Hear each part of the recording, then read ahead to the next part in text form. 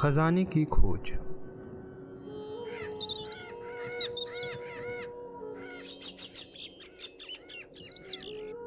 एक समय की बात है, शक्तिपुर गांव में रोहन अपने परिवार के साथ रहा करता था। वो बहुत गरीब था,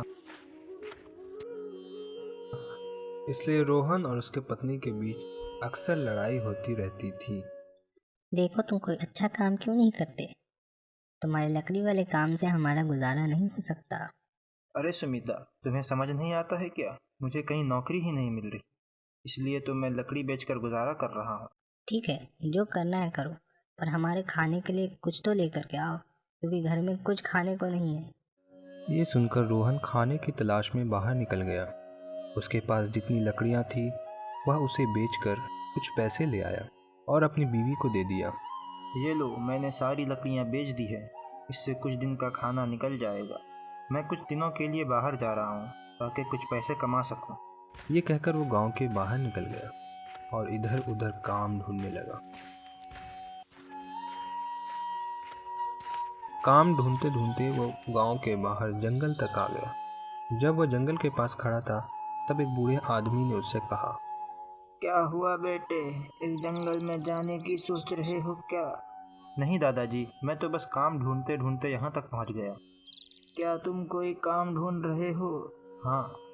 तुम क्या काम कर सकते हो?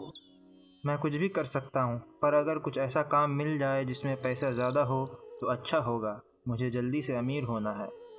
अगर ऐसी बात है तो मेरे पास तुम्हारे लिए एक काम है। क्या सच में? हाँ, मेरे साथ आओ। बूढ़ा आदमी रोहन को अपने साथ ले गया और उसने उसे एक नक्शा दिया और कहा, ये नक्शा एक खजाने का है। अगर तुम वहां पहुंच गए तो तुम्हारे पास इतनी दौलत होगी कि तुम जिंदगी भर बैठ कर खाओगे। मगर इसे हासिल करना इतना भी आसान नहीं, इसमें बहुत खतरा है। आज तक जितने भी लोग इसे लेने गए हैं वो जिंदा वापस नहीं आए। अगर तुम राजी हो तो बोलो। रोहन सोचने लगा और बहुत देर तक सोचने के बाद उसने कहा, ठीक है, मैं जाऊंगा। मेरे परिवार की स्थिति ठीक नहीं, इसलिए मुझे ये खतरा उठाना ही पड़ेगा। और वैसे भी मैं कोई भी काम कर लूँ, इतनी जल्दी अमीर नहीं हो सकता। तो क्या कहते हो, तुम जाओगे? हाँ, मैं जाऊंगा। अगर ऐसी बात है तो मैं तुम्हें ये दूंगा। ये क्या है? वैसे तो मैं ये किसी और को नहीं देता, मगर तुम एक भले आदमी लगते हो।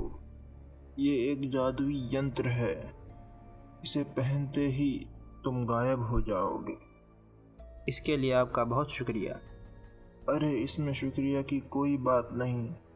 अगर तुम्हें वो खजाना मिल गया तो तुम्हें एक चौथाई हिस्सा मुझे भी देना होगा। मुझे इसमें कोई दिक्कत नहीं है दादाजी। ठीक है, फिर अब तुम अपना सफ़र शुरू कर सकते हो।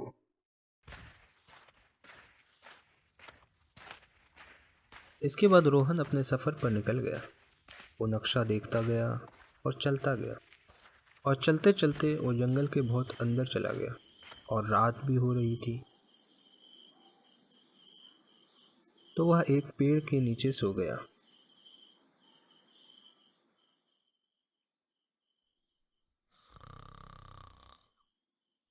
इधर रोहन पेड़ के नीचे सो रहा था, तभी उसे अचानक जंगली जानवरों के चीखने की आवाज़ आने लगी।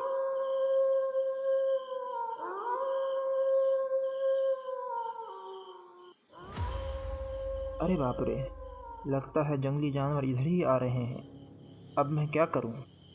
तभी उसे अचानक याद आया, अरे हाँ, मैं वो दादाजी का यंत्र पहन लेता हूँ।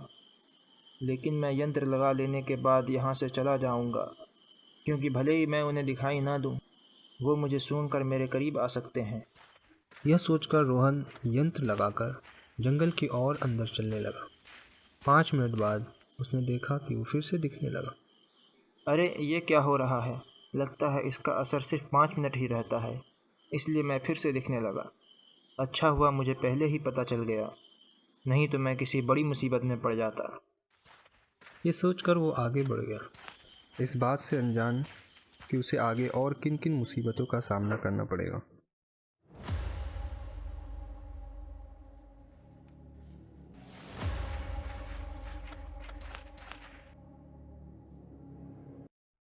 इस कहानी के अगले पार्ट को देखने के लिए हमारे चैनल पर जाएं।